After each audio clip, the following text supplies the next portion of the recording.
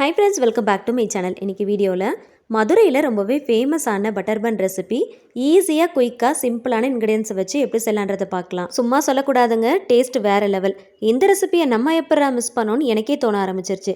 நான் ட்ரை பண்ண இந்த ரெசிபியை நீங்களும் ட்ரை பண்ணணும்னு நினச்சிங்கன்னா வீடியோவை ஸ்கிப் பண்ணாமல் பாருங்கள். மதுரையில் இது ரொம்பவே ஃபேமஸ். இதை சாப்பிட்றதுக்கு அடியும் பிடியுமா இருக்கும்.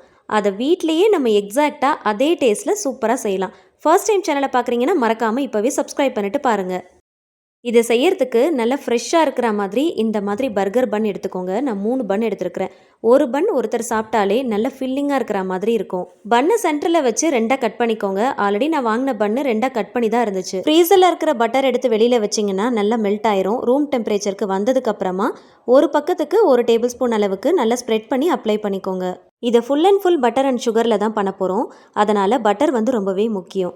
அதுலேயும் ரூம் டெம்பரேச்சரில் நல்லா மெல்ட் ஆகி இருக்கணும். அப்போ தான் அப்ளை பண்ணுறதுக்கு வசதியாக இருக்கும்.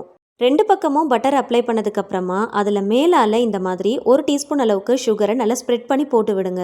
ஒரு பக்கத்துக்கு 1 டேபிள் ஸ்பூன் பட்டரும் 1 டீஸ்பூன் சுகரும் போட்டிங்கன்னா திகட்டாமல் இருக்கும். சாப்பிட்றதுக்கு டேஸ்ட் ரொம்ப பர்ஃபெக்டாக இருக்கும்.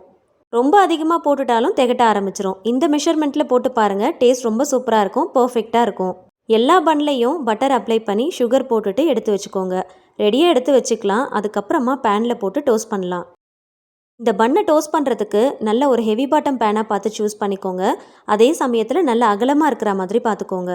ஒன்றா போட்டு செய்கிறதுக்கு பதிலாக இந்த மாதிரி அகலமாக பேன் எடுத்துக்கிட்டிங்கன்னா ஒரே டைமில் எல்லாத்தையுமே போட்டு டோஸ்ட் பண்ணி எடுத்துடலாம். 3 பன்னையும் ஒரே டைமில் டோஸ்ட் பண்ணுறதுக்கு ஏற்றா போல் நல்ல அகலமாக கனமான பாத்திரமாக பார்த்து எடுத்துருக்கிறேன். இதில் ஒரு க்யூப் சைஸ் அளவுக்கு பட்டரை நல்லா ஸ்ப்ரெட் பண்ணிவிட்டு அதுக்கப்புறம் 3 பன்னையும் உள்ளே வச்சிடலாம். அதுக்கு மேலே அகெயின் கொஞ்சம் பட்டர் கொஞ்சம் சுகர் அப்ளை பண்ணிக்கலாம். ஃபஸ்ட்டே பட்டர் அப்ளை பண்ணிவிட்டு பன் வச்சுருக்கிறோம். ஒன் சைடு நல்லா டோஸ்ட் ஆயிரும்.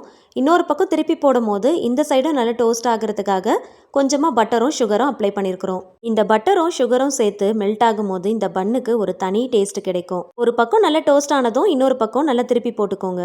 தோசைக்கல்லில் கூட ஒன்றா போட்டு எடுக்கலாம். இந்த மாதிரி அகலமான பாத்திரத்தில் ஒரே டைமில் போட்டிங்கன்னா வேலை சீக்கிரமாக முடியும். 2 பக்கமும் நல்லா டோஸ்ட் பண்ணிவிட்டு பால் ஊற்றி நல்லா வேக வைக்க போகிறோம்.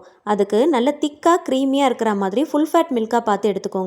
ஒரேடியாக பாலை ஊற்றிடாம 3 டிவைட் பண்ணிட்டு கொஞ்சம் கொஞ்சமாக ஊற்றி 2 பக்கமும் திருப்பி போட்டு வேக வைக்க போகிறோம். அப்போ தான் பாலை நல்ல பன் உறிஞ்சோம், நல்ல ஒரு சாஃப்ட்னஸ் கிடைக்கும். மெஷர்மெண்ட் கப்பில் 1/2 கப் அளவுக்கு பால் 3 டைம் கிட்ட சேர்க்க போகிறேன். ஒரு பன்னுக்கு 1/2 கப் அளவுக்கு பால் சரியாக இருக்கும். 3 பன்னுங்கிறதுனால 3 வாட்டி 1/2 கப் அளவுக்கு பால் சேர்த்தோம் அப்படின்னா சரியாக இருக்கும். ஒவ்வொரு வாட்டியும் திருப்பி போடும் போதும் 1/2 கப் அளவுக்கு பால் சேர்த்து 2 பக்கமும் நல்லா சாஃப்ட் ஆகிற அளவுக்கு வேக வச்சு எடுத்துக்கலாம். தண்ணி சேர்க்காத நல்ல திக்காக க்ரீமியாக இருக்கிற மாதிரி ஃபுல் ஃபேட் மில்காக எடுத்துக்கோங்க. நல்லா காய்ச்சி ஆற வச்சு எடுத்து வச்சுக்கோங்க. அதை இந்த மாதிரி 2 பக்கமும் திருப்பி போடும்போது கொஞ்சம் கொஞ்சமாக ஊற்றி நல்லா வேக வச்சு எடுத்துக்கோங்க. ஒவ்வொரு வாட்டியும் பால் சேர்க்கும் போது கூடவே கொஞ்சம் சர்க்கரையும் சேர்த்துக்கோங்க.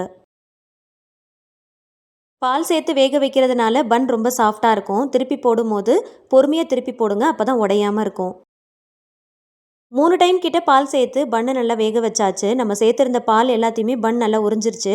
ஸ்டவ் ஆஃப் பண்ணிவிட்டு அப்படியே வச்சிடலாம். மீதம் இருக்கிற இந்த பால் எல்லாத்தையுமே பன் கொஞ்சம் நேரத்தில் நல்லா அப்சர்வ் பண்ணிக்கும். பால் ஃபுல்லாக வத்துற வரைக்கும் நீங்கள் விட்டீங்க அப்படின்னா அப்படியே அந்த பேனில் ஒட்டிக்கும், எடுக்க வராது. அவ்வளோதாங்க, சூப்பரான பட்டர் பன் ரெடி ஆயிடுச்சு. இதை அப்படியே சுட சுட வாழை இலையில் வச்சு சர்வ் பண்ணி பாருங்கள். டேஸ்ட் ரொம்ப சூப்பராக இருக்கும்.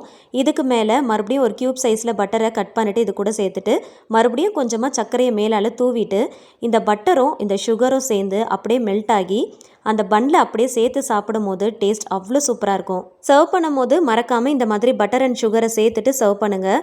இதை சுட சுட சாப்பிடும் போது அவ்வளோ சூப்பராக இருக்கும். கட் பண்ணும் போதே பாருங்கள் எவ்வளோ சாஃப்டாக இருக்குன்னு. வாயில் வச்சதுமே அப்படியே மெல்ட் ஆயிரும்.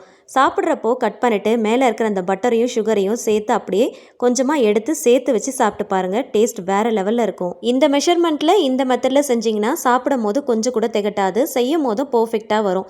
செய்கிறப்பவே நமக்கு ரொம்ப இன்ட்ரெஸ்டிங்காக இருக்கும். ஒரு பன்னு அப்படியே முழுசாக சாப்பிட்டாலும் திகட்டாது. செம்ம ஃபில்லிங்காக இருக்கும். கண்டிப்பாக ட்ரை பண்ணுங்கள். வீடியோ பிடிச்சா லைக் பண்ணி ஷேர் பண்ணி சேனலை மறக்காமல் சப்ஸ்கிரைப் பண்ணிக்கோங்க. தேங்க்ஸ் ஃபார் வாட்சிங்.